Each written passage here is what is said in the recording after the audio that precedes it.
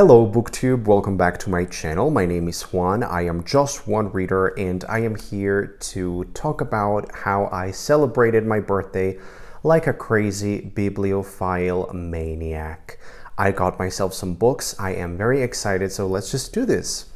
Before I get into the actual book haul section of the video, let me just share some Harry Potter related stuff that I got because, you know, Harry Potter is just like a token of my childhood. I think this is true for many people. I am really not that special in this regard. It's a very common thing to have Harry Potter mean what it means to me, the same for many other people as well. But you know, for me, it's crazy. Every single birthday of my life, I have done some Harry Potter related like rituals in a way. Usually every single birthday, I read some passages of Harry Potter books out loud to myself, just like, I don't know, that sounds almost like reading a Bible or reading like scripture, like a dogmatic text. I know it sounds really weird, but you know, I just have these kinds of quirks revolving around Harry Potter. And you know, Harry Potter for me is just something that it's like a through line, like some kind of thread line that gives a continuity in my existence, in my life. It's just something that I keep coming back to, and I love touching base with Harry Potter because it feels like connecting with a very vital part of myself that's always been there. I don't know if what I'm saying actually makes any sense, or maybe these are just the ramblings of a madman. They might be. They very well might be. But anyway, I got myself some Harry Potter stuff. This mug, which is so hilarious. I love it first of all because it has the actual Hogwarts crest. Like before we had the Warner Brothers aesthetic of what Harry Potter was, you know, the look of the Harry Potter movies, which sort of became the Harry Potter like official logo and aesthetic, and you know, just the whole images of Hogwarts and everything Harry Potter became very much what the movies represented. And I am of the opinion that the Harry Potter movies, while very fun and memorable, they are not Harry Potter. I am incredibly, I guess, gatekeepy in that regard. I don't consider the Harry Potter movies to be accurate as adaptations. I think they are fine adaptations, but to me the real Harry Potter is in the books.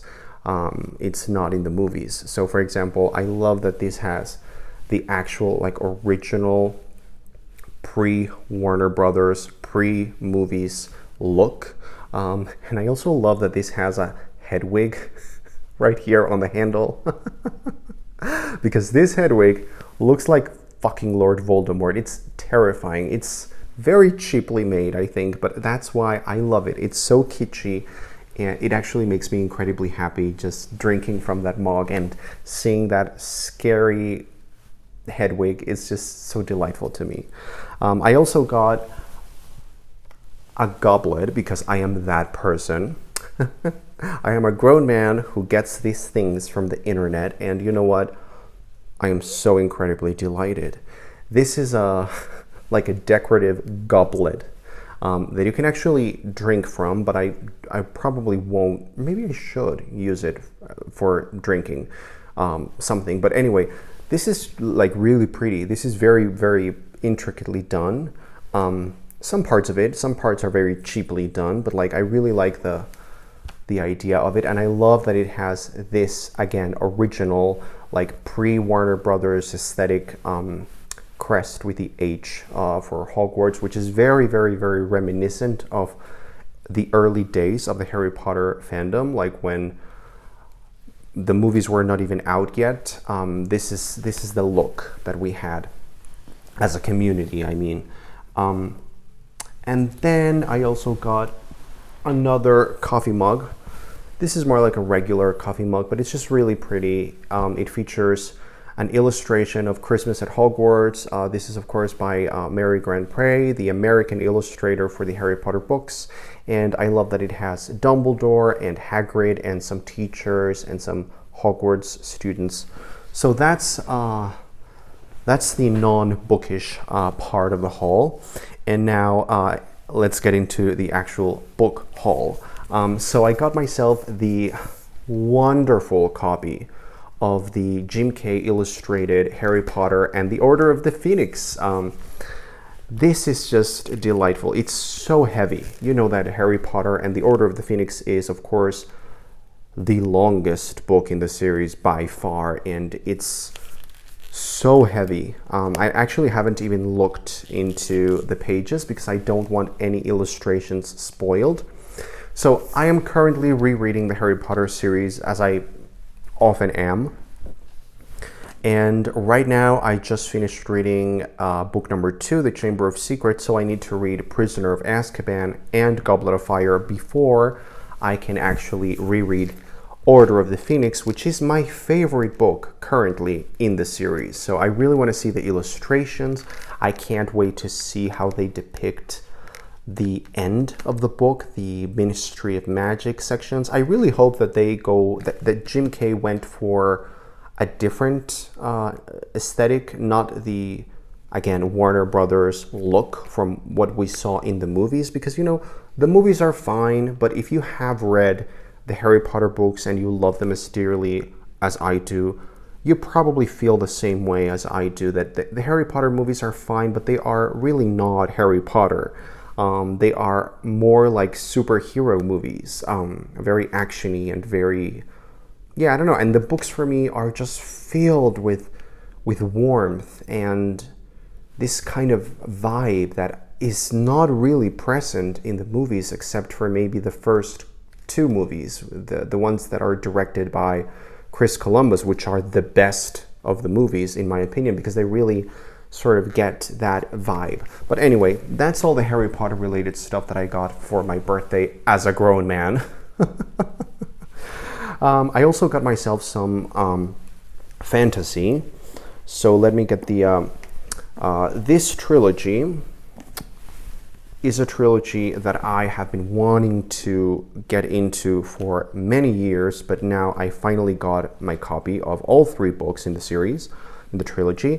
And this is the Seven Waters series by Juliet Marillier. This is the first trilogy in the series. Daughter of the Forest, followed by Son of the Shadows, and then finally Child of the Prophecy. I really like the covers for this book. They just feel like real, like vintage classical, like fantasy, you know. These are Celtic inspired, fairy tale retelling-esque, almost historical feeling fantasy. People say that this is the greatest recommendation for people who love Robin Hobb. Hello! So these books are going to be mind-blowingly good for me. I am just certain of it. Now, speaking of Robin Hobb, let me get these books. Because I am so excited about this. I am literally like, so freaking excited, like the Target lady from SNL, Kristen Wiig. I am so freaking excited. I purchased the complete Soldier Sun Trilogy by Robin Hobb. So I single-handedly bought these books and decided to read this second Soldier Sun Trilogy by Robin Hobb based on Chris Bookish Cauldron. Chris Bookish Cauldron is one of my favorite channels in all of the internet, in all of BookTube, and he worships Robin Hobb. He's one of the reasons why I read Robin Hobb's Realm of the Elderlings in the first place. But he is the biggest champion for this particular Soldier Sun Trilogy, which is not related to the Realm of the Elderlings at all. This is just a completely new, different world with new, different characters. It has nothing to do with the entire realm of the Elderlings, which I just finished reading this year. But I keep having a craving for more Robin Hobb. And when I saw that Chris from Chris Bookish Cauldron was talking so incredibly highly about these books, he actually said that the Sun Trilogy is better than the entire realm of the Elderlings. And I was like, did he really say that? Did I mishear? Did I misunderstand something? No, he actually said it. I actually had to rewind his video up to that point where he said that. And I was like, yeah, I think I'm hearing it correctly. He's actually saying these books are better than the Fitz and the Fool books and the Life Ship Traders and okay, but you know what? I trust Chris with blind faith, I'm telling you. So I actually started reading Shaman's Crossing, which is the first book in the series. I started reading it already. I am halfway through, a little over halfway through. It's really good. I can tell you so far, this book is probably going to take me some wild places that I can't quite predict yet. But so far, it's so incredibly well written, and I'm so excited for book 2, which is Forest Mage. Chris says that this is the best book that Robin Hobb has ever written. So that's something. And then finally, Renegade's Magic, which is book 3. So I want to read this trilogy before the year is out. Actually, I would love to read all of the books that I will be mentioning in this video by the end of the year, but am I really that good a reader? I don't know.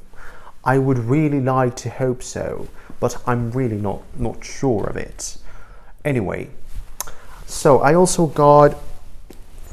Okay, so if you've been following my channel for a few years, you probably have heard me gush endlessly and so very passionately many times about this woman, Helene Ham. This is one of my favorite voices in literature, just in general. She is very popular, of course, for her book 84 Charing Cross Road, but then again, she is the author of some gems of quirky, warm, snarky nonfiction, especially revolving around topics that are very near and dear to my heart: New York and the theater and showbiz in general. She has books like Underfoot in Show Business, where she talks a lot about the theater industry in New York. She has books like The Duchess of Bloomsbury Street, where she talks about London, which is another of her like the recurrent motives in her work, talking about England and fascination of anything British. And then this book that I got for my birthday is, I think, the final gem that I was missing in my collection, in my Helene Ham collection. This is Letter from New York by Helene Ham, and this is a collection of broadcasts that she did back in the...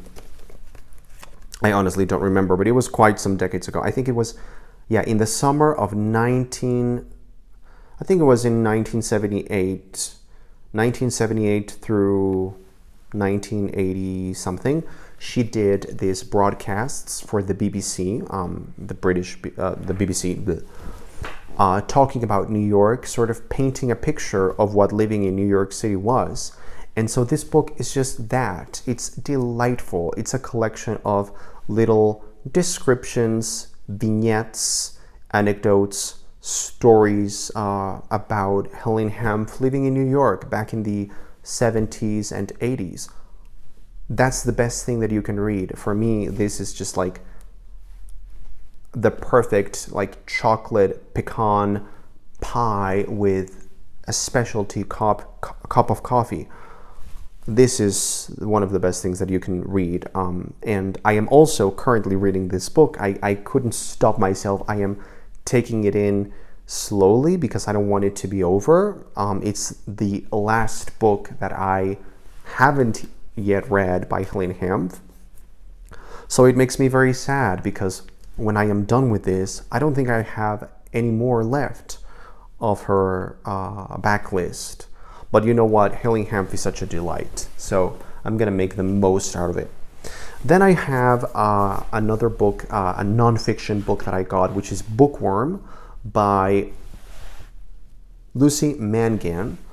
Bookworm, which is a memory of childhood reading. This is a book that many people have talked about and have recommended to me because I love this kind of nonfiction. I love nonfiction about how people fell in love with reading or with writing, but I actually relate more to the reading part of it because I'm not a writer. Duh. Just look at this book, the way that it shines in the light. Like Sweeney Todd, these are my friends, see how they glisten, how they shine in the light, my friends, my faithful friends. Anyway, I don't know the melody to that song. That's embarrassing. But anyway, it just shines in the light. It's delightful to look at, and people say that this is just so charming and delightful. And finally, I got another novel. This is a big novel that I have been hearing a lot of buzz about because it just got translated to English, but I want to read it in the original Spanish because I mean, this is my native language, so I will read it in Spanish. This is Our Part of Night. I think that's how it's been Our Share of Night, I think, is the translated title in English. The original Spanish is Nuestra Parte de Noche. And this is written by Mariana Enriquez. And it's supposed to be like horror, like a horror novel with some fantasy twists, set in Argentina, which is a country that I really, really love. Yeah, it's supposed to be like the talk of the town. Like, people are going crazy about this novel. I haven't read anything by Mariana Enriquez before, so this is going to be my first one, my first foray, if you will allow me some alliteration there. And so that's what I will be reading. Hopefully before the year is out, I will be reading all of these books. So that was my birthday celebration. I also did some things that give me a lot of joy. I went to Six Flags. We have a Six Flags park here in Mexico City. It's a fairly good Six Flags. It's a smaller park compared to the parks that are there over in the U.S. In the U.S., but it's a very good park. Like, I was there for 12 hours, and they had the Halloween like scary festival, and they scare you, and there's a lot of haunted houses and walking like horror attractions. There was this one thing we did which was incredibly overwhelming and anxiety inducing, which I loved, which was they kind of simulated they were kidnapping you. They took us in some vans, like wide vans, and they blindfolded us, and it was like a very rough and tumble, like a bumpy ride, and they took you to this like non-disclosed location, and there was like a simulation for like a pandemic situation there, and you had to run, and you had to escape, and you had to figure out how to get away from there. It was so much fun. I love that. And then there's all of these roller coasters, which are like really, really great. So it's very lucky for me to live in Mexico City, where I can go to a Six Flags park that good. It's only like 20 minutes, like a 20-minute drive from my home. So that was my birthday. Anyway, let me know if you have any comments or opinions or anything to say at all about the books that I mentioned in this book haul. Have you read them? Should I prioritize any of them? Or what do you think? Thanks for watching. I am Just One Reader, and I will see you on the next video. Bye.